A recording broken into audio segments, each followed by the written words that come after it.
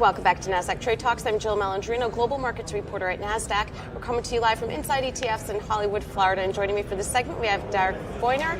He's with FlexShares at Northern Trust Asset Management. We're going to take a look at factor-based ETF strategies to help investors ride out the expected volatility that we can see in 2020. Darek, it's great to have you back with us at Inside ETFs. And factor-based ETF strategies have really been a key topic of conversation at the conference this year. Thank you, Jill. It's definitely been a key topic of the conversation, one of the many. For Northern Trust Asset Management, for FlexShares, it's important that we help our investors position for the markets that they expect. And I think after such a long period of time of calm markets, with assets across varying categories and classes and segments going up, I think many investors are getting a little antsy. So we do think that factors and incorporating factors in their portfolios in an appropriate way, particularly looking at those that can help manage risk portion of the equation, not only the return portion of the equation. So things like low volatility, quality, can bring some calm to investors, helping them stay invested. All right, now Northern Trust, you're bullish on the outlook for high yield. Why is that? Well, so in the environment that we are in right now, where we certainly see some restructuring in the global growth, it's been slow, but it's been continued. We've seen some continuation of positive outlook, but yet there are some disputes in the trade particularly. We think that high yield is one of those segments that, depending on how investors think about it, can be very valuable within the context of portfolio. So let me be specific. Historically, many investors thought about high yield as the most risky segment of the fixed income portion of a portfolio. We generally think about high yield as part of the risky assets. So if we compare them to equities or other risky assets, they have a lower risk profile. At the same time, they still generate yield, and yield within the context of fixed income over the long term, not short term, but long term, is probably the best predictor of return. So overall, when you combine the environment that is still relatively oriented towards growth with relatively low default rates, high yield is in that context very attractive. So we think that it can be a diversifier to investors who want to include high yield in the risky asset component of a portfolio. It can also help investors who seek to generate income in the environment of low interest rates. And you're also looking to diversify portfolios through global infrastructure and also global real estate.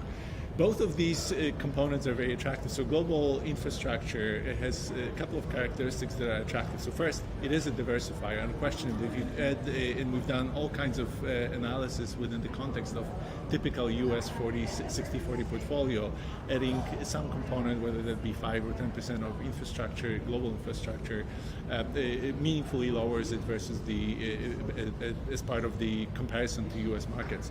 Secondly, infrastructure assets also help generate yield, which in today's environment many investors seek. They are typically around 3% within the context of last several quarters. Also, finally, and that it's an important component, with the expectations of, particularly within the developed markets in the US, of investments that might be going in the sectors that are new sectors within the infrastructure, such as wireless transmission centers or data centers, that may be attractive component as well. All right, now you also offer 2 ESG funds. ESG, a very hot topic also inside ETFs. Do you have to sacrifice performance for sustainable investing? Well, the answer is no if you do it right. I think that there are, in early days when social components were part of a consideration for investors, many investors were looking at either exclusion or inclusion.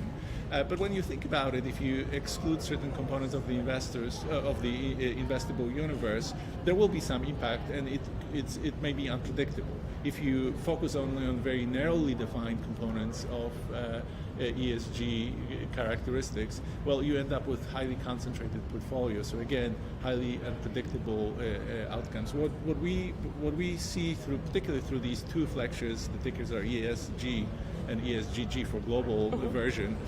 We look at integrating the environmental, social, and governance components. It is clear for us that good governance helps performance over the long term. We do recognize that companies that subscribe to UN principles have a better chance over the long term, but we also know that we don't want to do it in a way that departs meaningfully from country or sector allocation, other than for some of the excluded names that are really the worst offenders. Yeah, so it sounds like FlexShares may have been into ESG earlier than others. The fact that you got ESG as a ticker, I mean, well, Northern Trust Asset Management has been really working with particularly our institutional clients over the past decade on various ESG strategies. So as a global asset manager with close to $1 trillion of assets, we have a very meaningful portion of assets managed according to ESG principles, predominantly for institutional clients. But now through FlexShares, some of these strategies are available to intermediaries in the US. All right, Darek, great to see you. Thanks for joining us. Thank you, Jill. And thanks for joining me on